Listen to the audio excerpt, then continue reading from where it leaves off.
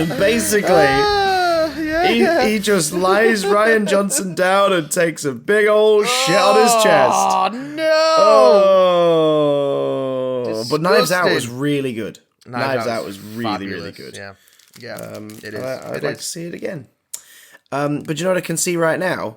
What can you see right now? The future, the horizon. It's 2020. No. God, it will be by the time this goes out, won't it? Yeah, new year, same me. Yes, yep. Yep. Just slightly grayer. I'm going to eat this mini roll while I talk. Oh. New year, same old shit. Don't eat the mini roll, Chris. Don't eat the mini roll. Why are you doing this to yourself? Why are you doing this to your audience? Because I'm hungover. Oh, okay. Yeah. Okay. Yeah. You That's see, fair. I've been in Pantoland for nearly 400 years, and I have because during the busiest season of this Panto. For American listeners, it's basically theatre but louder and camper. And we've got, based on the Spotify analytics, we have a lot of listeners in Australia. So just you guys, if you need an explanation, listen to that previous clip, but upside down. And who the hell is listening to us in Australia? I mean, I'm down for it, but it just seems odd that we have Australian listeners. We're down to clan. I'm okay with it. That is a lovely phrase to say in an Australian accent. We're down to clan. Down to clan. Down to clan. So yeah, I normally behave around the main like big stretch of sellout shows and stuff, which is usually the week before Christmas and the week after Christmas. I don't drink too much. But last night, a friend who I worked on a travel show called All Over the Place with was in Lincoln, bumped into her a couple of days prior. I was like, what are you doing here? She's like, visiting family. I was like, oh my God, we'll go out and have a drink and a catch up. So we did last night, and I went to a pub at the top of Steep Hill and drank a lot of Punk Keeper, or whatever the hell it's called. Punk IPA. Yeah, Punky P. Punk Yippee. It's just Punk IPA, Chris. Is it though? Yes. Can't it be so much more? It's an Indian Pale Ale. Oh, you crazy kids. Yeah. And so I had a lot of that on a near empty stomach. So I'm rather hungover today. But the thing is... That is a theme with you, is you don't tend to eat before you drink. Well, it's not that. It's I don't tend to eat during multiple show days because I don't like feeling sick on stage. But you probably don't have time, yeah. Because we get just enough time, but it's more like that whole letting your stomach settle thing. By the time you're strapping the mic pack on, you're like, oh God, I'm squeezing my sandwich. Which is not a euphemism yet. But the thing is, it was the second night in a row, because the night before, some lovely cockers snuck into the theatre. Bastards. To watch the show, and then took me out for a drinky poo. No, I'd like to just clarify, we did pay. We didn't sneak in through the fire exit just before the show went up. I could have put like a wedge in the fire exit door for you. And you could just stop me. No, we're paying consumers. Or as I said on stage the other night in reference to the audience, punters. And the dame had to go, sorry, what did you say? Because he genuinely misheard me. So that was a scary moment. But thank you for coming, you beautiful man. It was lovely to see your face. I held it in my arms. I came to hear you sing. I was not disappointed. Oh, baby. You're a beautiful man. Cakes. I'll sing for you whenever you want, as long as you pay me like £3. Oh, it's a bit much. And give me a room to dress in. Bit much. And tickle my balls. I like how we're starting 2020 hungover with tickled balls, but for those who are confused and don't know, I am Chris, Mr. Tickled Balls Johnson. I am Matthew, Mr. Not Tickling Watson. He says that, but this is audio, so you'll never really know. So, who's also, doing the tickling? Also, we're in different cities at the moment, Skyping. So, yeah, it's you don't have that long an arm. I'm not tickling anything of Chris's. I can guarantee you that. Well, you tickled my ear pudding because normally the first episode of the year... My ear pudding. Okay, that's a new one. Normally the first episode of the year, Boys and Goyles, is the best of previous year, rest of next year episode. Yeah, But that one. as the lovely Matthew pointed out to me the other day, he says, right, two things. One, you're back next week, so we'll be able to sit down and nerd out for hours over things we loved in a room. And I was like, that is a good idea. Hours and hours on end. Point number two, we have Point of order. A baby to put to bed. Yeah. Because 2 weeks ago, we gave our predictions for the then upcoming motion picture, Star Wars The Rise of Skywalker. And then our Christmas episode went out, and we have not reviewed Rise of Skywalker outside of little hints on our own social media. Big Damn has not given its word, and now is the time. Judging by the attendance of this movie, everyone who wanted to see it has seen it by now. Yeah, I would say so. This will be a spoiler smorgasbord. A spoilersgeboard. Spoilersgeboard. We are going to be diving deeper into this film than one can dive into a sinking field or whatever crap name they gave to that quicksand scene was. This is the Rise of Skywalker spoiler cast, which is to say, they already spoiled it. We're just going to talk about it. Hey! Now, it's to catch you spoiled all up to speed, we are both children of the Star Wars VHS generation. We adore those movies. We've had a good old gay old time with them. They made us very happy. We prefer to own versions of them unedited, but hey, we'll settle for the special editions. Great, lovely. Star Wars. Prequels. We've seen them. We've seen them. I mean, we were technically we were children of the prequel generation. True. Yeah, we were the target audience as they came out. Yeah, I was 11 when Thingy came out. When Phantom Menace. Phantom Menace came out. Yeah. Yeah, I was an 8-year-old Ben, and it was right in my wheelhouse. I remember digging it as a kid, getting a bit older, and going, "This isn't very good." And by the time I saw Clones in the theater, I was like, good. Oh, I mean, sitting there in Attack of the Clones at age 11, I was like, this isn't good. I could just sort of tell, weirdly. And then I remember seeing Revenge of the Sith a couple times and having more fun with it. But yeah, I was always still an original trilogy kid. Like, I always preferred the original trilogy.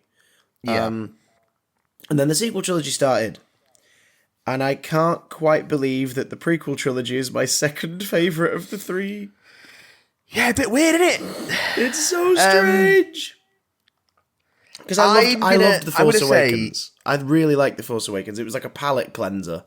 Yeah, I really like The Force Awakens. And it introduced some charming new characters and some nice new dynamics and suggested we were going to spend time with old friends. And that made me like, yeah, cool. Bring it on. It's a good soft reboot. It's about as good as a soft reboot can be. Yeah. I wasn't a biggie on Last Jedi, but not in the flaming internet reasons that all the bigots and racists and homophobes out there had. I, on the other hand, loved Last Jedi because it did something different with the franchise and subverted expectations and was just generally a great time at the old movie shows. Movie picture show. And I think our united feeling going into Rise of Skywalker was, and coming from me not liking Last Jedi and you very much liking Last Jedi, our united feeling was, right, let's see how this third one builds on what number 2 did and concludes the story. And it did that by ignoring number 2 completely, throwing some disses at it, and then kind of responding to the angry fanboys instead of a story. Instead of telling a story. It was... I mean, I don't know how much of the Rise of Skywalker sort of thumbs itself at...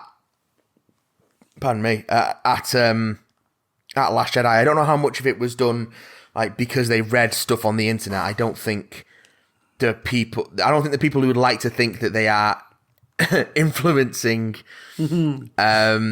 the Star Wars canon are influencing it as much as they'd like to think they are. However, I think there is definitely the sense of, oh, actually, we just want to do this. We just want to do our own thing. Or I think there's that in what they are doing. What they did with this it's no, actually, I don't really want to go with what Ryan did. I'm just going to do my own thing. And so, it doesn't fit. And I think it smacks of a trilogy that hasn't been planned at all. Yeah. Oh, yeah. No, there is no way they planned any of this stuff. We kind of all knew going in, I think. None of this stuff had been planned. It felt like course correction in several places. Like, Palpatine's behind it all, which just made me think of Red Letter Media, because I think what I'm trying to say is it's not... I don't think it was course correction because of internet feedback. I think it was course correction just because J.J. Abrams wanted to do something specific. But that's such an ignorant had to choice backtrack and so far disrespectful. from... It's stupid. And like, Palpatine's behind it all. It's like, no, clearly it was going to be Snoke for you, JJ, and you can't have Snoke now, so you've gone, well, I'll bring back Palpatine. And pretend that Snoke was just part of his plan. Look, there's some clone babies in a jar. It's just a lot of weird, sort of lazy choices. Yeah. You could accuse the whole sequel trilogy of being built entirely on nostalgia and using nostalgia for the purposes of bringing audiences in. But I don't think it's as simple as that. But I do think that that's what they did with this one. Like, Last Jedi did so much to subvert expectations and not do what you expected it to do, to its strength, I think. And this one, because they want, I guess, someone in control of it wanted it to be a nostalgia ride. They had to go back on so much stuff and spend so much of the movie, which is crowded as it is, sort of redoing bits from Last Jedi. It's surprisingly crowded as a stadium full of Sith ghosts / cultists / who the fuck are these guys? Are we ever going to find out? Nope, never mind. Nope. I love the fact that it's like, oh yeah, but they spend so much time like changing answers to questions that we got in Last Jedi that they raise a bunch of new questions and don't answer any of them. But hey, listen to the music. But it's the conclusion of the saga. Ooh, don't you love it, everybody? Hey, woo, mince. I mean, no, not particularly. It's not. Where do we begin? It's not the strongest score. Right, so let's start at the beginning. Is that a good place to start? Let's start at the beginning. Well, the opening crawl starts strong. Oh, Jim. Oh, God. The dead speak. That. Okay, so your opening crawl is establishing that there's a message from Palpatine. We never hear this message in the film. Apparently it was in Fortnite. Okay, sure, whatever. That's marketing for you. What? So the voice message from Palpatine that is mentioned in the opening crawl was heard as part of the Star Wars tie-in stuff for Fortnite. Oh, fuck off, movie. That's oh my God. That's cross-marketing for you. Oh, that actually makes me feel sick. But, I mean, that's Star Wars going after its target audience of kids, because that's what all the kids are doing now. They're playing Fortnite. Yeah, but those kids aren't interested in watching movies about 60-somethings bandying around being told to the audience that they're really important. Like, no kid who's grown up with just the sequel trilogy gives a fuck about Luke Skywalker or Leia Organa. Yeah, but that's not... I mean, that's what I mean, though. Like, that's the message from Palpatine. Although, I would play more Fortnite if you could play as old man Luke and do a bunch of emotes. Hey, I went back to play some more Fortnite after the Star Wars stuff came in. It's not worth it. Rey doesn't have the same moves as Thick Daddy Thanos. Well, no, they're not. I think they are playing to their audience because it's setting up what's going to happen in the last film. I don't think people not having nostalgia for Luke or Leia has anything to do with the message being in Fortnite. I think that's smart marketing.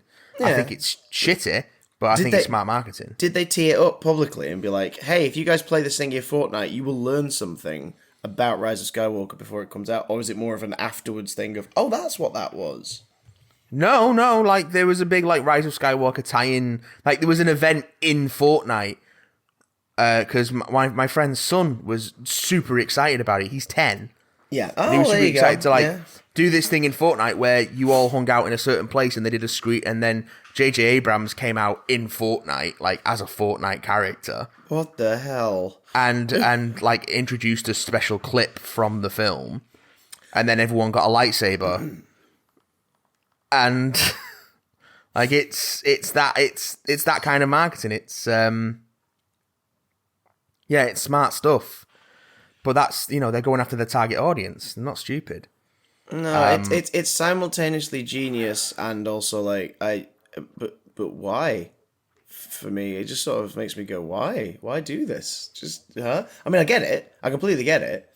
But it just seems so odd to then be like, you have to have played Fortnite to know what we're talking about in the opening crawl of the movie. Well, no, because they think the opening crawl makes it clear. No, the opening crawl reads like a fucking terrible editor's dialogue at the start of a comic book that has no self-awareness. The dead Believe speak. me, I've heard the message. You don't get anything out of it. Like, it is literally just Palpatine talking about revenge. Like, there's nothing new there. There's nothing in there. There's nothing in there you with my strong hand. There's nothing in there that doesn't that adds to what's in the opening crawl. Really, it's just more words. Even without Lord Vader, I will still own these noobs. I'm going to call a moratorium on Palpatine impressions because we'll be here for 4 hours otherwise. Yeah. Just a quick digression. You know the bit in the panto where I was in a cloak pretending to be someone else who's been captured, and I'm in a cloak. Yes. Did you notice the hands? I did notice the hands, especially because you made a point of calling them out to me afterwards in the pub. Yeah, but also off stage, just before we go on, I always turn to one of the guards and go, You'll pay the price for your lack of vision. Sure. now, young Skywalker, you will die. So, Palpy is very much a palpable presence within the popular culture. And the fact that he was going to be in this film did get us, I think, pretty excited. Mostly just seeing McDiarmid play a role that, even in terrible movies, he always comes across as really entertaining. Yeah, I always like Ian McDiarmid as Palpatine, and I was intrigued to have him as a force ghost or a spirit sort of influence, exerting dark influence, but to literally just be alive after the events of Return of the Jedi, and then sit around and go... Completely underselling Vader's arc in Return of the Jedi. Exactly. Completely negating the arc of that trilogy. And then turn out to be in the first 10 minutes of the film, be oh yeah, I was behind Snoke. What? Oh my God. What? So what was...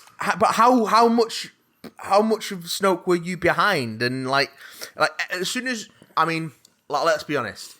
Star Wars... is not the most internally consistently insistent. Yeah, Star Wars is not the most internally consistent series in terms of logic. No. It's a space wizard movie. But a Squizzard flick. For the most part, I can't think of anything else in terms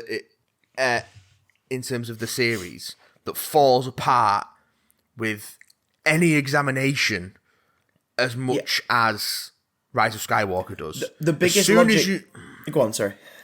As soon as you start to think about anything in Rise of Skywalker, it just completely falls apart. Yeah. It makes no sense. Oh, yeah. The biggest logical flaw before this was a nitpick. It was, why send a shape-shifting assassin to kill Padme in her sleep, but them not use their shape-shifting ability at any point as part of the assassination? That was the biggest inconsistency ever. There is an answer for that. Oh? If you use your usual MO, it's easily traced back to you. True, but they don't make that clear. Anonymous. And also, why write it that it's a shape-shifting assassin if you're not going to use that? Because you wanted to have a cool visual effect. Of their face changing slightly as they die. Yeah. Pretty much. That's so pointless. But that's the biggest logic thing in the prequels, really. Yeah, that's literally it. The rest of it works. I mean, it's not good, but the story. No, it's not good, but it works. And Palpatine's arc is retroactively understandable in the prequels. By the time the third one rolls around, you figured out exactly what hand he's been playing since day one. Yeah. And you're like, George has thought this through. And even in the original films where the Emperor is an external character until Return of the Jedi, you get it. There's some evil bastard who's enforcing his will across the universe using a Nazi-esque military force. Yeah, you don't need to see the Emperor. You don't need to see until the you Emperor. see him. But then it's cool that, like, well, it's the last story. Let's meet the guy behind it all. Great. Yeah. Cool. Works. In this, you're right. It does. It feels like an attempt to get him into it, but in doing so, they cut short Vader's victory at the end of the originals. Yeah. Where his one act of decency in decades is to kill the man who he's realised is not only hurting his son, but is hurting everyone. And it's like he wakes up from a dream and he's like, what am I doing? And he kills the Emperor. He throws him overboard into a shaft that explodes.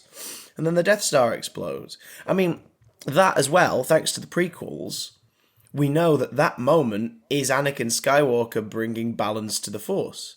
The prophecy is complete in the original trilogy. They suspect it's him in the original, in the prequels. He's proved to bring balance to the Force in not the way they were anticipating, which was to, like, the Sith rose up. And then, no, he levels the playing field at the end of Return of the Jedi.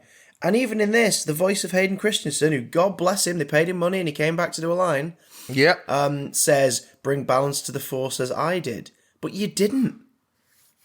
Palpatine's alive, has apparently been puppet mastering a Sith, inheritance.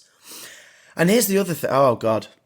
Oh, my God. So, right. So, Palpatine's plan in this, apparently, has always been to use Kylo Ren to eventually try to corrupt, but eventually lead Rey to him. Because Palpatine wants Rey to kill him. A, in an obvious, just lazy mirroring of Jedi. Yeah. But B, because this time, all the Sith live in him now, and he's too weak, and if she kills him, he'll transfer his spirit into her. Or at least, all of the Sith will be within her, which is not a thing they've introduced before. Nope. Fine, okay, so... here's your tricksy twist, guys. You can kill the bad guy, but if you do, you become the bad guy. And not just in a strike me down, use your hatred, none of that stuff. Not just in a you'll be as bad as me sense, like in the originals. This time it's, no, but for reals, something bad will happen to you if you kill me. Ha ha ha ha ha, you're my puppet now. But, if that's the case, why would Palpatine puppeteer Snoke into trying to get Rey killed multiple times? Because they didn't plan anything ahead of time, and none of this makes sense. Yep.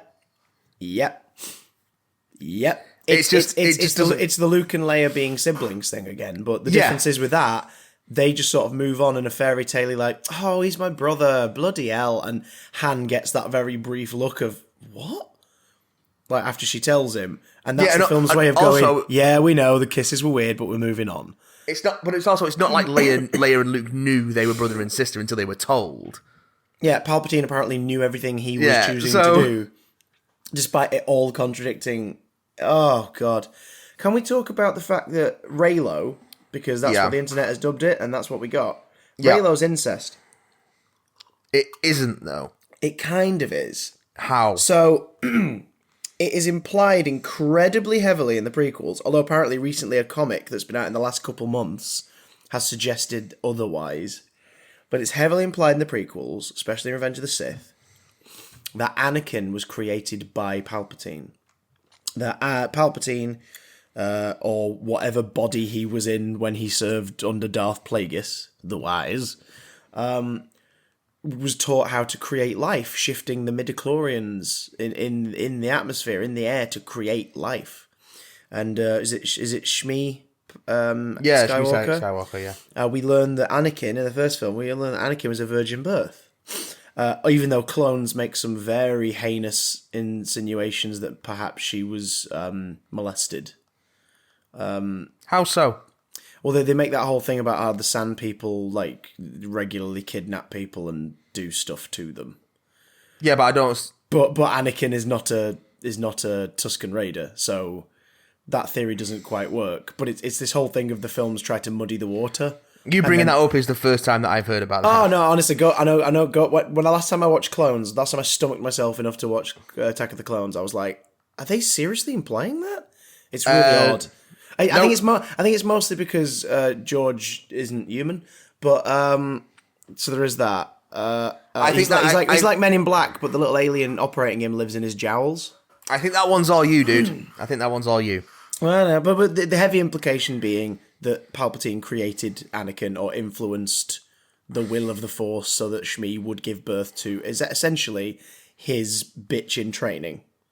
Like Anakin was always in the films. I don't think that's in the films. I think that's in the EU stuff. No, the way McDermott plays it, that whole moment, like to create life, and he's just sort of looking at Anakin in this way. It's like they're heavily implying it in that scene. I don't think they are. I think that stuff's in the EU. I don't think that's in the films. Well, no, I don't know about the EU itself, but I know the recent Marvel stuff. One of the comics, Anakin, it's in a Vader book, I think, has a nightmare and stuff where he has a nightmare about Palpatine putting him there. Like, there's literally his mother is there, and Palpatine holds her from behind and holds her stomach. And all this. No, I get that. I'm just saying I don't think that's even implied.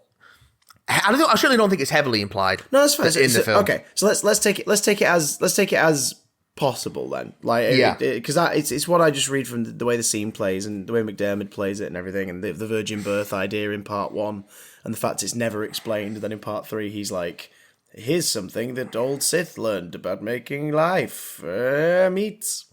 Because then he goes on to talk about bringing someone back to life, or saving them. But before that, he makes a point of saying creating life, and that's where I got it from. But it's like, okay, but anyway, so if that were the case, if Palpatine created Anakin, Anakin is in a way his son, at least as far as the Force goes. He's his son, his grandson. I see where you're going with this. Oh, he's his son. Yeah. So he's his son. Anakin's grandson is Ben Solo, Kylo Ren. Palpatine is apparently a Palpatine who fucks, and also had another kid, who then had another kid, who is Rey, which we'll get to that, because that was the dumbest fucking reveal in the film, as far as I was concerned. It was. So, incest's back, because Palpatine's spirit baby and Palpatine who fucks grandbaby get on with each other at the end of the movie, briefly. No, I don't. I'm not with you there. Sorry. Are you denying incest in Star Wars its rightful place? Yes.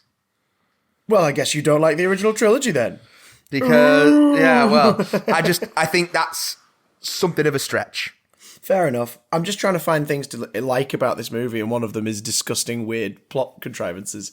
Because there's plenty of disgusting, weird plot contrivances, but they don't have to be incestuous. Right. We're half an hour in. Let's list things we liked so people don't instantly keep thumbing down this thing. Because there will be people who'll be like, you didn't like it, we hate you. But either way, thanks for the activity on the video, suckers. The point is, I really liked the babies at the celebration thing, watching the puppet show. Those puppets were adorable. I really like that whole festival. I love the idea of puppet creatures watching a puppet show. It makes me very happy. Yeah, lots of lovely practical effects in this. Babu Frick. Yeah, fantastic. Is wonderful. Babu Frick is great. Wonderful puppeteering performance, wonderful vocal performance. 3PO. I haven't enjoyed 3PO in a film for a while, and here he is again. Actually got some stuff to do. The main characters actually spend time together, with the exception of Rose, who is... We'll get into that. Who is ridiculously sidelined. Mm-hmm. What else? I like Ben Solo. I've enjoyed Kylo Ren the most in this trilogy, and I don't think this film does him a disservice. I don't think the film does him a disservice, but it definitely, a lot of the heavy lifting's being done by Adam Driver, because the script doesn't really give him much to go on. But he's phenomenal. I loved his imagined reconciliation with his late father. Yeah, lovely Harrison Ford cameo. Was not expecting that. It was great. Nice. Did you notice, just before he showed up on screen, you could hear a faint beep, beep, beep, beep, asleep as they were reversing a dump truck full of money up to his house. Very good. Thank you. Very Thank you good. very much. Very. Okay. Yeah. All right. Come on. Yeah. Okay. He's wanted him dead for years. He finally got his wish in Force Awakens. Can you imagine the phone call? Harrison! So, we need you for a couple days on location. I think you could just put him on a green screen. I don't think you need to have him on location. Maybe, but even that, he'd be like, so I gotta wear the fucking jacket again. Like, yeah. Look, Harrison, we'll get you all the weed you want. Buy you as much weed as you can possibly smoke. We'll buy you some Star Wars weed. Yeah. We grew it on Act 2. Yeah. It's extra flavored by the dripping green teats. Very good. Don't ever say that again. Please. Oh. Please. Daisy Ridley is an absolute dream, and this film sort of shat on her in terms of giving her an emotional range of things to play, because it didn't really give her much to do beyond blatant spectacle. Well, it's just bemusement. Like, none of what is happening to her makes any sense. Yeah, but despite all of that, I still really like Rey, and it's sort of it's an odd one. She and also, power to her, she sells a really weird line at the very end of the film with such sincerity that it took me about 2 days afterwards to go, no, but wait, what? So, good on her. Which line? Rey Skywalker. I was like, I get what you're doing. Doesn't sell it. I get what she's doing. I get that I was trying to honor them, but it's like, no. Like, prove that who you are isn't important. Or even better, own that you're a Palpatine. And be like, yeah, I'm a Palpatine, but I'm also not a twat. Try as you might, Daisy Ridley did not sell that moment. At all for me. And maybe I was just dazzled by the twin Sions. No. Oh, going back to Tatooine makes fuck all sense, but we'll get to that. Yeah. Hey, let's go bury Luke's and Leia's for some reason. I said we'll get to it. We're still on positives. Oh, yeah. Fuck. Lando's first appearance was really nice. Lando in general, I think, was really nice. Yeah, underutilized, but in a way where I'm like, Billy D. Williams is old as fuck. I understand this. It's fine. Yeah, what are you going to do with him? Like, he's going to fall apart if you put him in any more scenes. That brand synergy thing of Lando being dressed as Lando from Solo was weirdly irksome to me. It was such a nitpick, but, like, it's just he was basically wearing Donald Glover's costume, and I was like, why are you doing that? Like, I don't want you to wear exactly what you wore in Empire, because that implies you haven't washed it. But this implies you're wearing something from about 60 years ago that you've still not washed. That's fine. It's for the audience, isn't it? Synergy. Brand synergy. Yeah. That way, kids might go and buy new Solo Lando toys that haven't sold yet because they think it's old Lando. Yeah. All Lando is good Lando. And if he's recognisably Lando to younger audiences, that's fine by me. You're damn fine by me. What else? What else did I like? It's so telling that we're finding it hard. I don't know. There is a lot of the space battle-y stuff I like. Yeah. I like the big old space battle at the end, even though the hows and whys of it make no sense. The actual visuals of it are nice. Yeah. I like Kylo Ren's very Han Solo-esque shrug to the Knights of Ren. Very good. Very, very good. That was the first moment where I went, oh, there's the son of Han Solo. There he is. That was very good. But I think we can chalk that down to Adam Driver is excellent. Yeah, that's down to him, not really, not anything else really, I guess. Yeah. Shitting hell. I liked the big ass, mostly practical sand snake. That was very Return of the Jedi. They're like, oh my god, big creature effects. Look at this.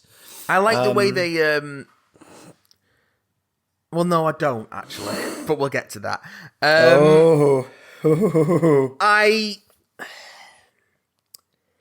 Christ alive! I don't know. I like individual performances in this. I like the idea of defected stormtroopers having their own sort of like clan and hiding out.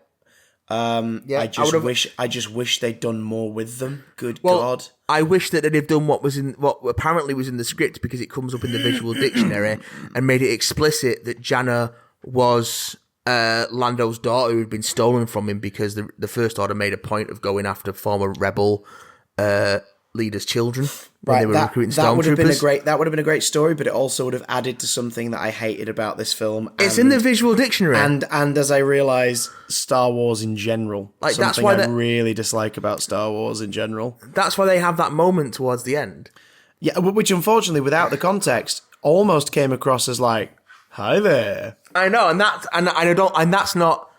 don't think that's because of the performance. I think that's because of the editing. Mind you, that also would be in keeping with Star Wars, though. Well, yeah. Hey there, want a space fuck? I didn't get that from it. I didn't get that from it at all, but I've seen people have that. I think it's pretty much just because everything Billy D. Williams says kind of sounds like he's coming on to you. Yeah, I suppose. You want to buy it? You want to buy a wine cooler? Fuck I didn't get that from it, but I've seen that criticism elsewhere. So God, he's got so many capes. Whatever. Yeah, oh God. I mean, that was irritating, because it was like, you could have told a thing about how, like, so you're all stormtroopers are defected, because she says, like, one day we just dropped our weapons. Like, we just did it, we couldn't do it anymore. And you're like, cool.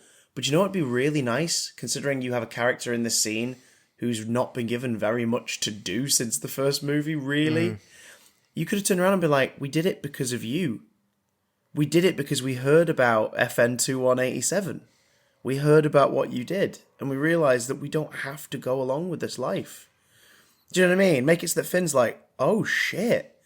Because then you are, like, obviously this implies that there's no enemies anymore for the Resistance to fight by the end. Yeah. But you're implying that Finn is an absolutely worthy successor to, like, Leia and whatnot. The idea that he's a leader, people have looked up to him. Like this coward who ran away because he was like, I can't do this, what's wrong with me? No, he's a hero. Like, the dude made the right choice and he's inspired people who he's never met. Like, that would be great, and it'd tie into the whole Luke thing. Because like, obviously the first film was like, oh, Luke Skywalker, you know Luke Skywalker. And the second film is like, oh, it turns out Luke doesn't want to do this. It's like, well, I would feel way more comfortable with all of that if by the end of it you're like, yeah, but some people are born to lead and they just didn't know it. And Finn is one of those people. And for all the wrong that he supported by being part of this thing, he's going to correct as much as he can now and lead everybody into a better future. I think instead of just walking around going, Rey! Yeah. I think Last Jedi was leading to that, because that was part of Poe's character arc. Yeah, who sort of takes the mantle in this and then is like, oh no, I'm sorry everybody, we're all gonna die. Which is nowhere near as impressive as the film it was sort of remaking. Where the dude in that movie stands there stout, ready to face down evil and die no matter what, holding a broken shield in one arm and a big hammer in the other. Yeah. Oh God. Like, seriously, why did Lando not just say, on your left? Because it was just like, this is... You're doing it. Somewhere in the production of this movie, someone has made that call and gone, let's do this. Yeah, I reckon so. And I know everyone says it's because they did it in Endgame, but it's like, yes, but it won't be as a reaction to the success of Endgame, because they would have shot all this stuff before Endgame came out. Yeah. But they obviously had good feelings about Endgame at Disney and went, yeah, do something like that. That moment plays really well in the screens we've had for Endgame, so do that. It's like, huh. And again, it also, like, I didn't like Last Jedi, but I respect Last Jedi a hell of a lot. And the fact that also kind of shits on one of the most interesting and compelling moments in Last Jedi was really annoying to me. The bit where they're like, we've put the call out, nobody's coming. It's like, oh my God. Which really ramped up how frightening the First Order were in a galaxy where we never really spent time anywhere to learn about how everyone thought about them. Yeah. Because Last Jedi, one thing I didn't like about it for sure was the fact that we never really got the sense of what the rest of the galaxy thought about this conflict. We knew that some people made weapons and sold them, but... And annoyingly, we didn't really get that from any of the... Yeah, Force Awakens gives it to us in shorthand. Yeah. Because it makes you think of the originals. And then Force Awakens does a nice job of going, but these guys, they've got the firepower, they've inherited all this stuff, but they're essentially children. They're essentially Twitter Nazis. That's what they are. Yeah. They're way out of their depth, but there's this mysterious figure who's orchestrating it. And wouldn't it be interesting to find out why? And then the second film's like, nope, which is still a scene where I'm like, that's a really cool scene. But that was one of the things that irked me, because I was like, no, seriously, what? Why? And unfortunately, it left it open for this one, for them to just go, Palpatine's behind it all. Yeah. It's like, oh, God. God damn it. And it's just... God damn it. A bunch of ideas thrown at you that don't really have time to land, and when you think about them, don't make any sense. Mm-hmm. Everything just falls to pieces. And I can't... Yeah, it sucks. How often do you think Kerry Russell was actually on set? Probably around the same amount of time as Pedro Pascal was for The Mandalorian. Yeah. Which is to say, not a lot. Stuntman Jeff, yes. Put this helmet on. Yeah, Kerry Russell's character. I like Kerry Russell. Completely pointless character. Yeah. Half of this plot was completely pointless. Well. We're getting into film conspiracy now. The whole Chinese market and everything. And other countries throughout Europe and Asia. Okay.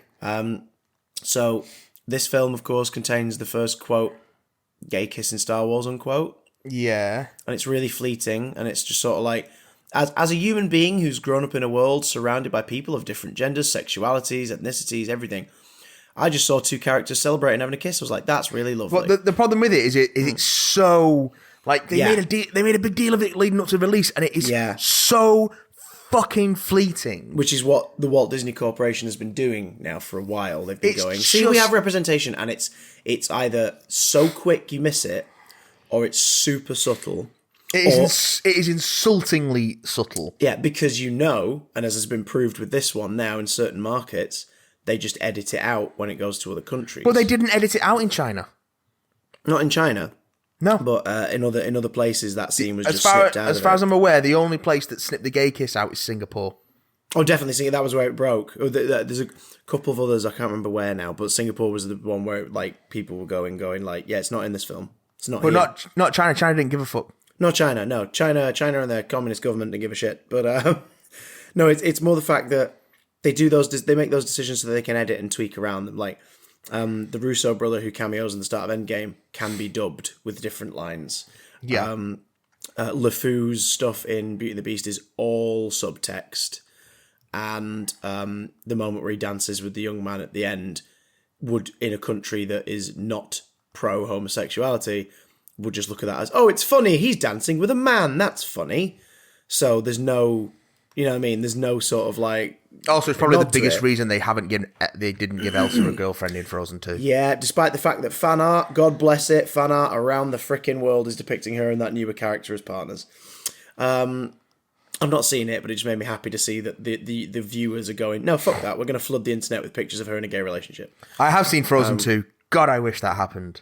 Yeah, I mean, the film's fine, but like, yeah, come on, just do it already. But what is Stop making it subtext, just make it text. But what is one of the biggest things that people loved about Force Awakens that they read into it and went, we would love to see that go a certain direction? Oh yeah, Finn and Poe. And Oscar Isaac wanted to do it. Yeah, and it's not downplayed in Last Jedi, but they don't share many scenes in Last Jedi. No. But the scenes they do share together, they clearly have a lot of love and respect for one another.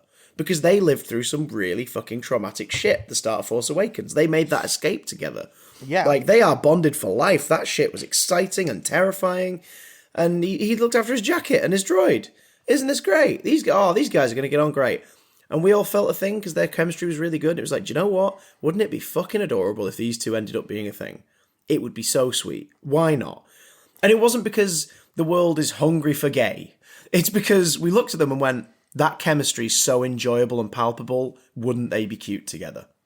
Like, the world of pop culture collectively went, yeah, I ship them. I absolutely ship those characters. I ship it. Yeah. And that was so wonderful because it was never really a thing. I've never seen like a massive backlash for that. I've just seen people go, yeah, why not?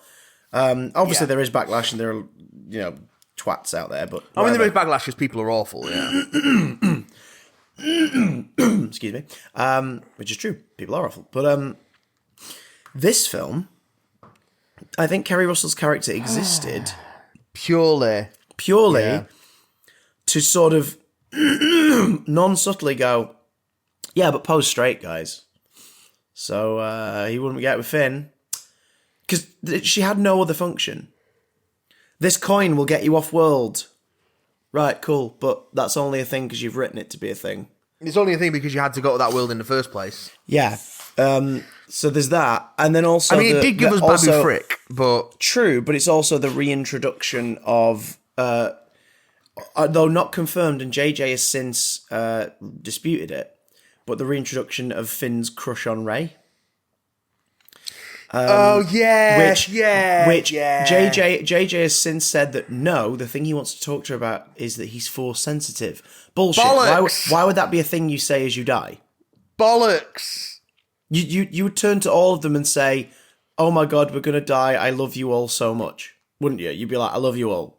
Like, I hate that we're dying. I love you all. Bye." You don't go, "Ray, I have to say something. I'm force sensitive. Dead." It's like that doesn't. What? No, JJ, fuck off. And then why would he be so fucking cagey about it later on? And then never bring it up. Like, he never actually says it. Everyone else brings it up, and he always avoids the question, and it never gets answered. Yeah, but the reason they did that is because in the first one, he's like, "You have a boyfriend? You have a cute boyfriend?" Which is my one least favourite line in that Force Awakens. I think it's played wonderfully. It's played wonderfully by John Boyega, but it's very Ghostbusters 2016. It feels like they've just chucked in a gag from one take. Yeah. And gone, yeah, that'll be fine. Because it doesn't mean anything. I mean, I got it. He's led a sheltered life. He's been in this infantry and all this, that, and the other. Everybody he's stared at ever is just a white uniform with a helmet. Like, he suddenly sees a pretty girl who he's just had a near-death experience with and is like, "Ooh, hey, so you doing anything later?" Like, I get that. I get the character mood there. But it just always kind of felt a bit like, oh, okay. I don't like it, but I get it. So in this film, two things subtly reinforce the idea that Poe and Finn don't like boys. And it's just like, oh, this is Which weird. is bullshit of the highest order. And speaking of relationships denied, as awkward as that kiss was at the end of Last Jedi, yep, for Finn and Rose to basically have no interplay at all in this was bizarre. It was so bizarre. And like you said, I don't think the filmmakers did it necessarily on purpose. In terms of, like, as a reaction to the internet. Yeah. But it certainly fucking felt like it. Well, this is... Chris Terrio has come out in one of the screenwriters who also wrote Batman v Superman. So, make of that what you will. But he has said that the reason why there's so little Rose in the finished film is because they had... Most of her scenes had been with Leia. But then when they were finishing the scenes off, they realised that they weren't really usable. So it meant that most of her scenes ended up getting cut. So that's bullshit. Because the film was being rewritten during pre-production and early principal photography in places. Because it was originally a script by Colin Trevorrow and the other guy who he worked with on the two Jurassic films screenplays. Yep. They used elements of that because they have a story credit. Yep. And then the script was rewritten by Chris Terrio and J.J. Abrams. And I'm sure a few ghostwriters as well would have contributed scenes and done bits and pieces. As has been revealed on pretty much every JJ project. He hands scenes off to friends and collaborators to develop and work on, who never commit to revealing what they did, which probably means that there's a legal thing about it all. But like Jon Favreau and Simon Pegg and a few others have all hinted that they wrote pieces in The Force Awakens and stuff. Probably more than JJ would like them to admit. Maybe, but. It's so this story was not set in stone when JJ came aboard as director. I mean, I don't think this story was set in stone by the time they got to edit in the film, let's be honest. You could absolutely have given all of Dominic Monaghan's lines to Rose Tico. It wouldn't have given her a lot of character development, but it would have at least shown that she's an integral part of that war room. I mean, he's almost a character who is there just to take her lines off her. Oh, yeah. Oh, good God, yes. Like, what the fuck? I love Dominic Monaghan as much as the next man, but really? It's painfully distracting. The cameos in these films have been very distracting. Yeah. The ones that aren't distracting are the ones where they have a few lines, like Adrian Edmondson in Last Jedi. That's not distracting because he has a few lines, so he's a character. So you're like, sure, that's Adrian Edmondson playing a character. Great. Daniel Craig's Stormtrooper in Force Awakens isn't distracting because he has several lines and it's not obviously Daniel Craig. Yeah. That apparently happened in this one as well. There was a lot more of that going on in this one. There are a few Stormtroopers knocking around who were different people. Yeah, I can't remember the name of the world where Carrie Russell was now, but it's like one of the Stormtroopers in that shot is Jamie Oliver, the establishing shot where it's like going through the alleyways. Oh, great. Jamie Oliver's a Stormtrooper. Ed Sheeran is a Stormtrooper in that scene somewhere. Kevin Smith is the good dude in the cloak next to the droid. So there's, whose character name is some variation of Silent Bob. So there's like, there's the cameos like that are fine, but it's when they have those moments where it's like, there's Thomas Brodie Sangster in Last Jedi. He's just got a close-up shot. Or is it Force Awakens? Which is a close-up of him. You're like, wait, what the fuck? Huh? And then they move on. You're like, no, hang on. Wait a minute. That was such a body. What's happening here? I find those ones so distracting, and Dominic Monaghan was like an extended cameo version of that. It was like, it's Dominic Monaghan. What's happening? Why? Why Are you saying all of the things Rose should be saying? Yeah, you've got Richard E. Grant, who's playing a character and probably had less lines than Dominic Monaghan. Yeah. Oh God. Richard E. Grant should have been in The Last Jedi. What was his name? General Pride. Allegiant to General Pride. Oh, I guess the allegiant is to hint that he has another allegiance to the Emperor. Oh, it's supposed to be like a higher rank. Like he's the fucking. He's Tarkin. He's Tarkin. Yeah, basically. He's a Grand Moff. Basically. But like, if he'd been in Last Jedi, it would have been slightly more biteable that he was part of this plan that's been ongoing. But the fact that he just rocked up... Yeah. But it's just that whole thing as well, like, the fact that he just rocked up, they were clearly trying to get you to think maybe he's the spy, because he's the new guy. And it's like, he is a spy, but he's not the spy for the Resistance. He's a spy for Palpatine. Yeah. Even though Palpatine doesn't need a spy, because the moment he turns around is like, I have a fleet of fully operational battle stations. The First Order is just like, sure, why not? Here's this fleet that I've been keeping underwater for God knows how long. Come to this planet that no one can get to, everybody. What? No. What was the point in the Wayfinder bullshit? It's like, Kylo has to find a Wayfinder so he can go to Exegol, stupid name, and go meet Palpatine. Rey spends the whole movie trying to get hold of a Wayfinder so she can go and find Palpatine. And I know it's that whole thing of like, it's alright, she's put a tracker, she's leading us to him, but it's like, yeah, but the First Order still got there, so obviously this is a doable thing. This is an achievable journey that can be made, as long as you've got a vague idea of where you're going. Also, we need an ancient dagger that will somehow create a visual clue to point to the location of a Wayfinder that is based on rubble that won't exist for thousands of years, but also that secret location is just next to his fucking desk chair in his throne room. Yeah. I mean, don't get me wrong, I like the idea that that door that is in a few shots, it's obviously not prominent, it's just part of the background, but that door that's like to the side of his throne from the original film is basically the cavern on Dagobah in Empire. Yeah, I would imagine it's a spiritual location of some kind. Yeah, the whole place is probably that. Yeah, that's what I would feel, because it's where he quote unquote died, but then he didn't die, so that makes no sense. Oh god. Again, as soon as you think about it, falls apart. For example, Leia Organa's sacrifice. What was it? Who could say? She died reaching out to Ben to momentarily distract him so Rey could kill or fatally injure him. I guess. Why would that be Leia's last act? Huh? I want Rey to kill my son. I'm going to reach out to him. But she reaches out to him in such a sincere way. Even though in The Last Jedi, they put up that really interesting, compelling idea that she's like, he's gone. My son is gone. Like, he's beyond saving. Like, she ends that movie with, like, he's not there anymore. I don't mind her being wrong about that, though. Me too, but, like, the problem is you need, unfortunately, more scenes to play on that and play on the drama of it. And totally. We didn't have that luxury, and that's...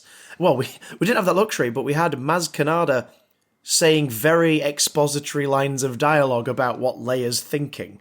That what she do. Why is Maz Kanata in this film? Because... I like Maz Kanata. I fucking love Maz Kanata in The Force Awakens. I think what a wonderful character in that first film. How did you get hold of Luke's lightsaber? An interesting story for another time. We're never going to talk about it. Who rebuilt the lightsaber? We're never going to talk about it. Oh my god! It's gonna be in the fucking comics somewhere, innit? Like, but hey, Wicket's got a kid, so yay! Yay, Wicket! Why not just? I know it sounds daft, but if you're gonna parallel the original trilogy so much, why not have the wreckage be on Endor? Why not have the wreckage? It is on Endor. No, it's on one of the moons of Endor. They established that Endor has. They established that Endor has several moons. Oh god! I just figured it was on Endor. No, moons of Endor. Moon of Endor. Well, moons of Endor, a planet that's just fields, but that's okay. I'm sure these stormtroopers are finding something to eat out here. No. Also, the why Ewoks aren't on Endor. They're on the forest moon. Yeah, of they're on Endor. the forest moon of Endor. So this was like the washed up, dirty field moon of Endor. Yeah, I guess. But just have it land on the forest moon of Endor, so we can revisit a familiar location. I figured it was the forest moon of Endor, just a different part of it. No, it was a different one because it was that whole thing. They said Endor, and I was like, oh my god, are we going to go to Endor? Are we going to go to the forest moon of Endor? And then they were like, no, it fell on one of the moons. It's like, oh. And then they got there, I was like, well, that's not the forest moon of Endor. That's the dirty, washed up ships and low tide moon of Endor. Maybe they finally did the thing where, these planets have more than one biome. Maybe, but did you notice how all the planets we visited were still just copy-paste planets of ones we've seen before? Yeah. Almost like the Star Wars universe is insanely limited. I know we've sort of we've fallen out of love with Best of the Worst, not Best of the Worst, Red Letter Media quite a bit. Yeah. And I think we still both enjoy Best of the Worst, but you find Mike hard to swallow now. I think most people do. Ooh, baby.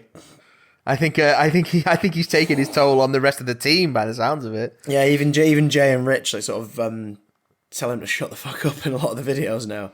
But back when they did their review of The Last Jedi, and they shared quite a lot of feelings I had about it at the time.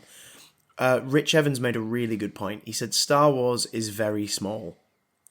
Like, it's a vast galaxy of about 3 ideas. And it's very true, and I felt that so much more in this film. But that's also why I like a lot of the spin-off media, because it does make the galaxy feel bigger. Oh, Dr. Aphra? Yeah, absolutely. Yeah. Let's follow those stories. Just the time spent between New Hope and Empire in that first couple of years of the comic with Marvel. The Mandalorian is doing a great job of that. And, the other comic stuff they're doing. But the problem is that the main films shouldn't be excused because of that. Like, they should still introduce new ideas. No, not at all. The reason we're on a desert planet to start Return of the Jedi is because they returned to the desert planet from the first film. Yeah. It's not that every planet's a desert planet. We've had 2 different desert planets in the sequel trilogy. Yeah. That are just deserts. And that's it. Jakku and wherever the one was in this one with the worm and the sinking fields. And also Lando. Pisana. Yeah. Yes. Oh, God. Just, do you know what I mean? It's just like, what is this? I mean, the planet, the one with Kerry Russell on and everything, even that didn't feel new. Because it reminded me of the planet at the opening of Rogue One. Yeah. And it reminded me of the planet at the opening of Solo. Like, they were basically the same. It was just like smoggy little shantytown. With lots of tight alleyways. I mean, what else is it going to be, though? Like, Well, it could be more thing. It's the Doctor Who conundrum. It's a show that can go anywhere, but budget means it's mostly going to visit Earth. Well, Disney have the budget to really play and change stuff up. I think to a degree you have to keep things recognisable as a shorthand, so you're not having to explain a bunch of shit that doesn't necessarily need explaining. For sure, but it's just kind of, I don't know, for an unlimited galaxy of possibilities, it feels fairly limited. And as a result, the films with the most varied and interesting locations are the prequels.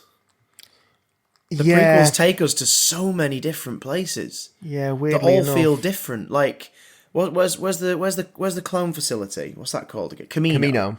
So Camino is literally a planet made of raging ocean, and in the middle, so that there's no habitable life there, but somebody's established a facility under the surface that can be accessed by one landing pad. Yes, that's basic as an idea, but it's a powerful visual. Like, that's a really powerful visual, and everything inside it is like the cleanest, whitest, brightest corridors we've ever seen. So already it stands out from everything we've seen before in Star Wars. Hell, the cockpit of the royal ship from Naboo feels like a distinct location. Well, all of Menace. That royal ship is a distinct design because it's so Art Deco and nice and and just the way it is, like it's throne rooms on a minimized scale, and as a result feels more intimate, and like our characters can interact with each other, and you can have that quiet conversation between Obi-Wan and Qui-Gon in the cockpit, and it feels like a place. Padme's apartment on Coruscant in 2 and 3, Coruscant itself is a very distinct visual location. Naboo's one of the most beautiful locations in all the films. Yeah. The Gungan city is on the same planet and feels like a completely different place. Like, it's just there's such a variety in those prequels. I don't know. This just feels so much like it's going. People like the Death Star corridors. Let's make every corridor a Death Star corridor. People really like Tatooine. Let's just go to Tatooine several times. But I think there's a difference between consistency of design and lack of variety. And some of what you're saying, I think, is lack of variety. But I think some of it is also consistency of design. Yeah, but that in itself makes it feel. It adds to the limited feel for me. But that's also because, again, we have bad guys who are stormtroopers and good guys with light swords, and here's a cute droid, and we're going to introduce another cute droid, and here's another cute droid, and it all feels very vanilla, and this third film kind of cemented that. And again, retroactively, it makes me respect Last Jedi so much more for trying to break that, for trying to shake it up. No, totally. And the thing is, it's like, do I now love Last Jedi? No, but my respect for it has increased even more. Because I'm like, do you know what? You did your thing. You did your own thing. This is a cowardly film. Yeah. A Jedi's weapon deserves more respect. Oh, God. Really, Luke? Are you really just going to say, hey, everyone, that last one? Fuck that. Fuck that shit. Yeah. It's like, I was wrong. Some say that's character development. I say Force ghosts don't just sit around and think about what they've done. Oh, so that was his scene. That was his scene? That was his scene in this film. Also, can we talk about how he managed to... Not only did he manage to raise his X-Wing out of the water, fine, but he did also manage to somehow replace the door that he'd already used as the door to his... replace the wing that he'd used as the door to his hut. Oh, yeah? Of course, bloody hell. Oh, my God. Yes, Jesus. Also, wouldn't it have been more powerful if Rey had lifted the X-Wing out of the water? Yep.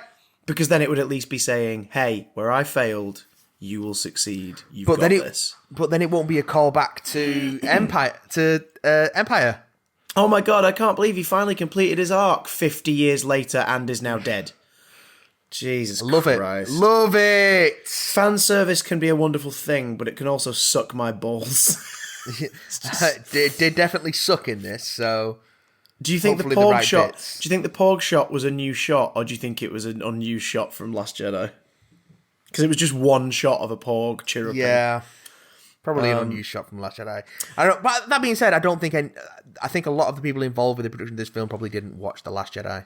Yeah. It feels like that. It feels like a lot. They didn't watch it. Just like, oh. Kelly Marie Tran, though I didn't love the character of Rose, I really liked her and I wanted more of her. And that was not down. I didn't dislike her because of Kelly Marie Tran. Dirty, man. She got done dirty like crazy here, which absolutely sucks. Although I've seen, I can't remember who it was, but someone on Twitter said, like, do you know what the best move to make now would be? Pay Kelly Marie Tran a fucking king's ransom and have a Rose Tico Disney Plus series. I think someone's even stepped forward being like, I'll direct it. Yeah, like do it. And not only that, include elements of it that people really want to see, so that even the people who are like, oh, I don't like Rose for stupid reasons, go, fuck, well, I guess I'm going to have to watch it. Do you know what I mean? And just like make them hate watch a show starring an insanely talented actor who's been done dirty by this franchise. Yeah. Oh my god, I felt so bad. Because again, like the end of Last Jedi, like I thought it was odd. The whole kiss at the end thing is odd, mostly more so now because they don't follow up on it. Well, again, there's another comic set after The Last Jedi, which establishes Finn's Rose like, I like and- you, but I don't like you like you. Yeah, basically. The comics shouldn't be doing this. This should be in the films.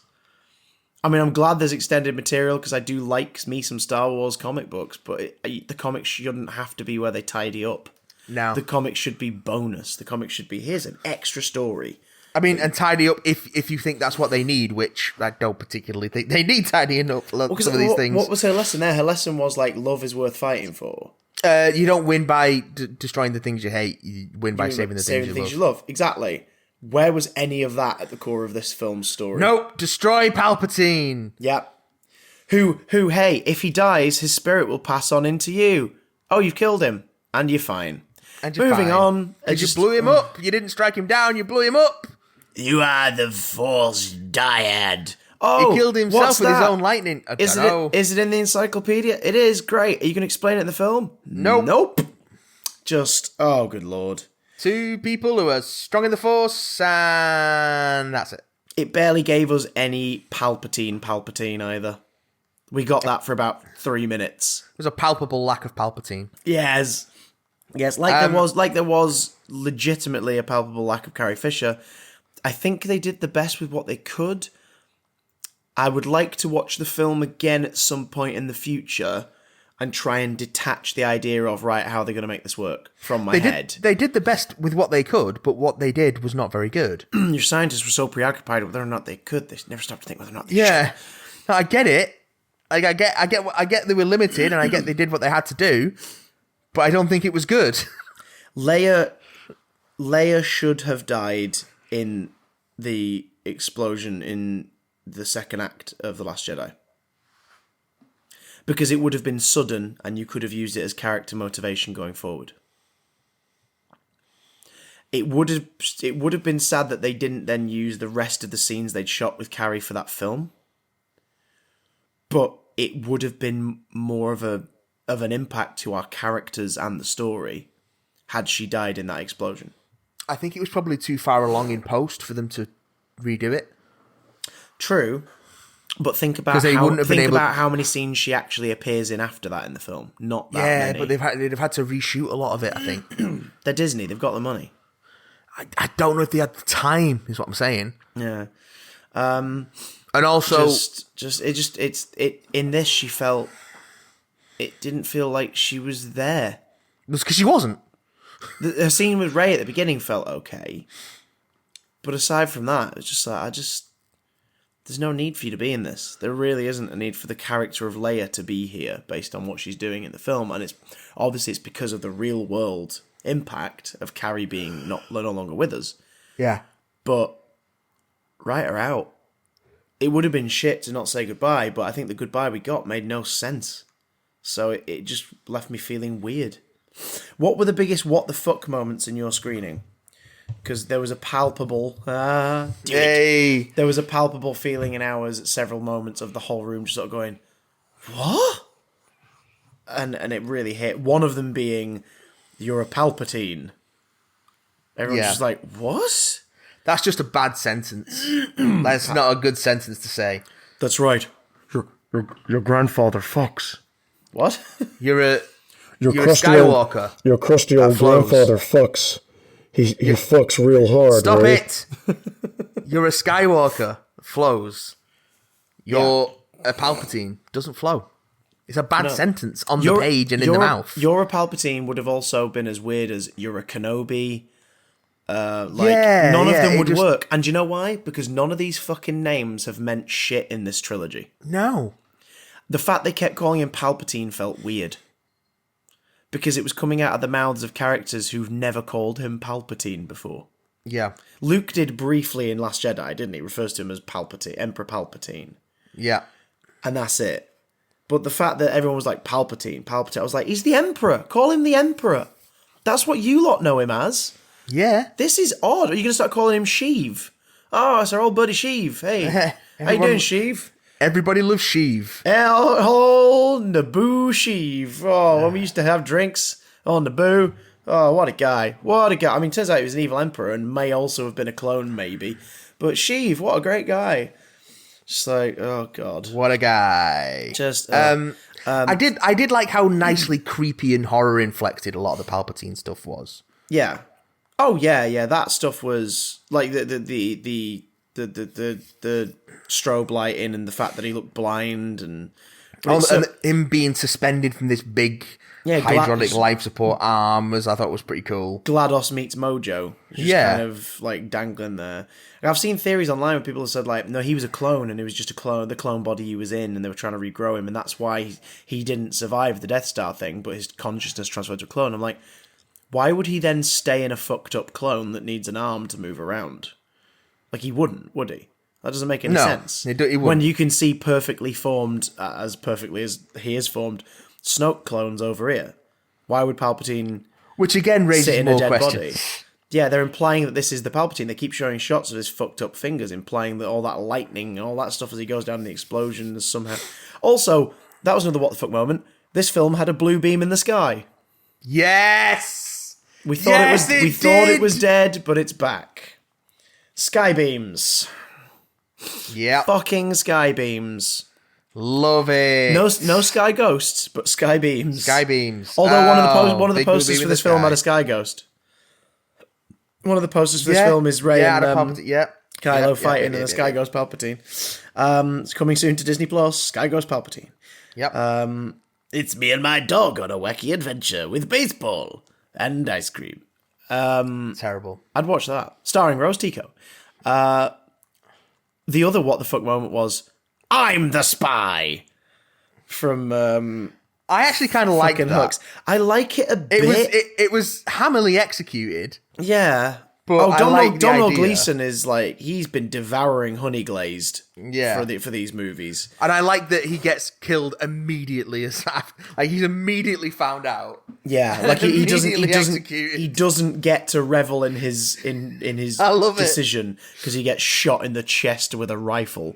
Yeah. Like, immediately. But it was more just the fact that I realised that Hooks' character means jack shit in the overall trilogy, because in the first film he's a pathetic but frightening character, because look how into it he is when they fire off Starkiller Base. when he's just The man's in neo-Naziing fucking tears. it. Yeah, it's like, this is a child who believes in this horrific bullshit to be the right thing. Yeah. And he's screaming his orders, and he's so passionately into it, whether he's been like brainwashed from a young age to believe this is right, or whether he grew up in a post-Empire galaxy, like maybe his parents were in the Empire and he's like, no, I believe in this, I believe in it. Maybe he's just a giant racist and he's like, yep, let's fucking wipe out everyone we want to wipe out. Again, Like- EU stuff reveals that his father was a general in the Empire. There we go. And help to found the First Order. So there we go. So it's a thing of like, this guy believes in this because from a young age, it's everything he's ever known. Yeah. In the second one, it still kind of does that, but they focus more on the comedic interplay between him and Kylo and the power balance. Yep. And then in this one, he's just, no, I'm a spy. Why? Because I don't want Kylo Ren to win. Yeah, but I'm the spy. You're still going to die if that happens. Yeah. Like, or get arrested. You know, it's like, what do you achieve? There's like, no win condition for you like, here. it makes sense if he's like, take me with you. I want to see the look on his stupid face. Do you know what I mean? Like, at least do that, because then you're like, wow, God, this guy really That would has... be nice. Give him some dialogue. It was just like, he ruined everything. Like, he ruined everything, and if we can't if we can't win, then he can't win, and I want to see him suffer. Like, really, you know, it didn't play to his character, but the ham was delicious. The ham, it was a delicious slice of ham. It was a delicious slice of ham. Yeah. Oh my God. I just... Honey glazed. Honey glazed ham away. But don't worry, Babu Frick made it out alive off that planet that was blown yay, up. Babu Frick. Fuck me. Oh God. It's just a mess. Like Yeah. the whole Palpatine, like none of the Palpatine like family stuff makes any sense.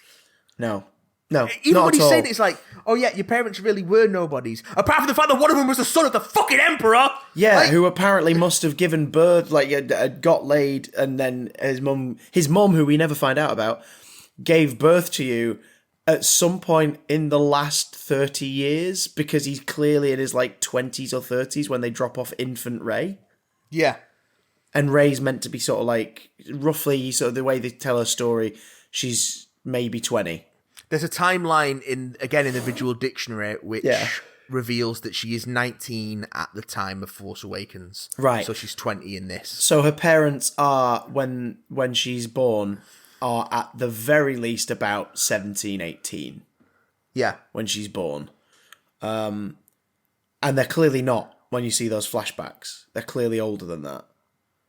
So Palpatine, at some point during the original trilogy, fucked. It would have been... Yeah, it would have been...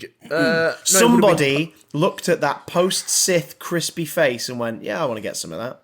So, Rey is 19 at the start of Force Awakens, which is set 30 years after Return of the Jedi. Yeah. So she was born 11 years after Return of the Jedi. Yeah. Yeah. So her parents have to be, again, roughly, let's say they're 20. They were born during the original trilogy. make the dad like 30. Because there's at least 20 years between Sith and New Hope, because Luke's like 1920. In There are 20 years between Sith and New Hope, yeah. 20 years. So this is an original trilogy Emperor fucking. Yeah. Yuck. Yeah. Do we learn anything about how that happened? But then also, original No. trilogy Emperor fucking, having a child, and either casting them aside, son, the mother ran away. How was your day at school, son? Just, I don't get it. I don't get it. And then he's like, but then Kylo's like, yeah, your parents were no one, out of choice. That's not how That being works. no one works. Just the whole, like, yes, you were always destined to be this, my granddaughter, the new empress. Wait, so did you fuck because you wanted your granddaughter to be the next you? How would you know that works? Unless you Influenced the midichlorians to create life. I just don't get it. I don't get it. But hey, Ahsoka voiceover. Okay. Liam Neeson chucked a line in there. Ewan McGregor chucks a line in. What's his name? Sabine from Rebels. Freddie Prinze Jr. was in there. Kanan Jarrus. Kanan, that's it. Kanan. But not Ezra. Not Ezra, but that's because Ezra's fate is still unclear. Yeah. So I kind of respect that choice. Who else? Ahsoka, Alec Guinness. Again, they use that Rey clip that they made for Force Awakens. Yep. Anakin, played by Hayden Christensen. Frank Oz for Yoda. And Mark for Luke. Apparently, also Luminara Undule and Ayla Secura, but I don't know what their actors are called, so I couldn't tell you. And also Samuel L. Jackson. And, oh yeah, also Samuel L. Jackson. Yeah. I just wanted another voice to go. And I'm Plo Koon. I'm Ki-Adi-Mundi. Do you remember me, kids? I was a conehead with a mustache. And me, David S. Jedi. Are we supposed to know who that is? Nope. David S. Jedi. He's his own thing. Right, and the younglings are Part of it. And also Yaddle. Yaddle should have rocked up. Yaddle should have rocked up. Forgot about me, you have. We never hear her speak. She could sound much deeper than that. Because she was literally a spare Yoda puppet they put a wig on. Yeah. Final thoughts. Chewie was the MVP of this bitch. No, he wasn't. Because they quote unquote kill him off at the end of the first act, and then immediately reveal he's not dead in the most nonsensical way possible. They fuck around with him, but he gets the only emotional beat in the movie that made me feel something. You get a death fake out from Chewie. No. Two death fake outs from fucking Kylo. No, not that. Chewie's reaction to Leia's death was the only bit of the film where I felt something. That was good. That was brilliant. And as a result, he gets... No, he doesn't get a medal. Because that just takes away from the fucking scene as a distraction. Also, he did get a medal. I was so annoyed with that. I was so annoyed with that because it was just A fans? He got a comic spin-off series which gave him a medal, which he then gave away to someone. Yeah. So we did have a medal. But it's, again, this is the thing, right? So the Star Wars story group, run by Pablo Hidalgo, is in place to keep everything in sync. But this contradicts so much shit that they've done since the new EU launched. Yeah. Like giving Poe his fucking Spice Runner backstory contradicts him being a fucking military brat. Yeah. Yes. Yeah. His parents were at the Battle of Endor. Yeah. What was it called? I guess you can still fit it in, but it just doesn't jive. Yeah. What was that series called? The post Return of the Jedi one, the miniseries. Journey to the Force Awakens, it was called. Oh, Shattered Empire. Shattered Empire. That's it. Yeah. That's the one. Shattered Empire sets up his parents, and he's a military brat. Like, his history is documented. His own series covered it. It's bullshit. There's so much retconning in this film in a way where you're like, well, I guess it works, but how old are these characters and how much have they done in their life? It's so strange. But at least Chewie got like a feels moment. Kevin Smith on Fat Man Beyond gave an interesting take on the medal thing, which made me not hate it that much, but it's still distracting because it's just fan service. Which was, you notice when Leia passes away, she's holding the medal, implying that it's Han's medal. Yeah, that makes sense. And that is the moment that she kind of starts to actually like Han, is A New Hope, where this cowardly arsehole who just was in it for the money comes back and risks his life to help win the fight. Yeah. So that medal is almost a symbol of like, this is the moment I fell in love with this guy. Like, this is the moment where it begins, like their actual relationship starts. So that in itself is like, well, that's kind of sweet that she's holding his medal as she passes away. She's holding her husband's medal. But they had a bitter breakup. Are you telling me that in the space divorce she got his medal? Well, yeah, because he just fucked up. Do you give medals back in the space divorce? That'd be like, right, we're having a divorce, but I'm having all of your sports trophies. I guarantee that she kept it for nostalgic reasons, and he completely forgot he had it. Yeah. Oh God, absolutely. Absolutely. So weird. You know, he just took that thing in a drawer and then never looked at it again. But then that means at the end, Maz Kanata's going, "This is for you," not knowing that This is Han's medal. Hi, Chewie. I heard once that you didn't get a medal in a scene on screen. So here's a medal. By the way, all your friends are dead. I love you. He's my boyfriend, that Wookiee. It's just like, what the fuck is happening? Which they don't pick up on again. Which would have Yeah. been neat. If they're going to have Maz in it, at least have that interplay. But no. No. Oh, yeah, they've ignored that for 2 films now. It's like, what the fuck? But hey. So, what a treat. Pooly. Good God. What else about this film is fucking bonkers? The death, all the death fake outs, the constant fucking death fake outs, the whole Chewie shuttle switcheroo, which isn't set up properly, so it doesn't make any sense. Yes. Oh, God. It's like, oh, there were 2 ships all along. Oh, okay. The Knights of Ren, aka the non-characters. AKA these guys. There's a literal moment where they walk down a corridor, one stormtrooper turns to the other and goes, "The Knights of Ren," and that's it. Like, just to tell you that it's the Knights of Ren. It's ridiculous. Which again, it's like so ridiculous. these are Kylo's boys. These are the guys he got. These are his motorcycle gang in his rebellious years. These are the guys who he got together with after leaving the Jedi training and started to fuck places up. These are the guys. These are the guys that got the First Order to notice him and be like, "You're the leader of this band of violent people. We want to talk to you, and we have someone who wants to meet you, Snoke," and all this stuff. Like, these guys mean a lot in Kylo's story. They're just kind of there, and then he kills them all. Well, we assume they mean a lot in Kylo's story. We have no fucking idea. We have no context for who or what they are. It's just... And they don't even have distinct armor. They don't even have cool-looking designs. They don't say anything! They're just there. Not a single one of them has a line of dialogue. But don't worry, a stormtrooper pointed out the Knights of Ren. I guarantee that stormtrooper will be a massive cameo. And that's why that's the Ed Sheeran stormtrooper, maybe. It's the Knights of Ren. Oh God, Ed. Oh God.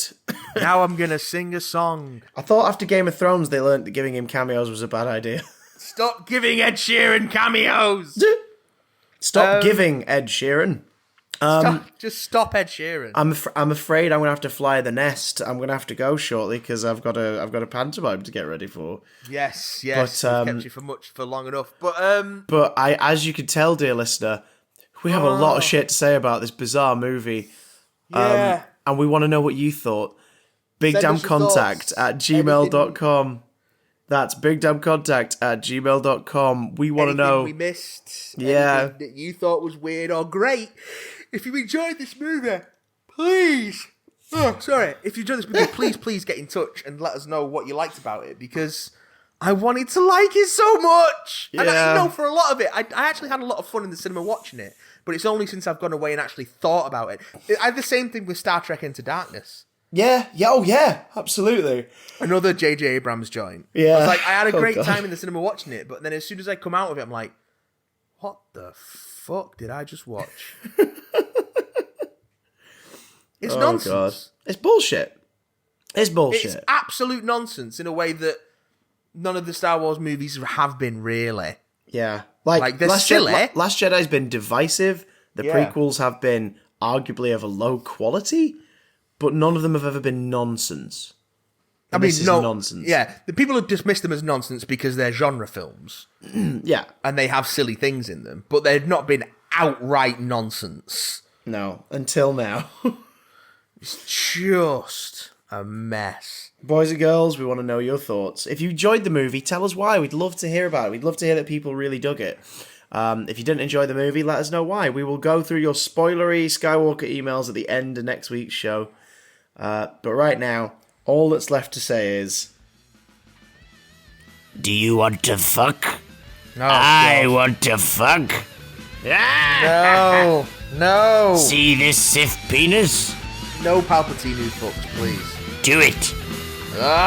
Do it. I'm stopping. I'm going now. Bye. Do it.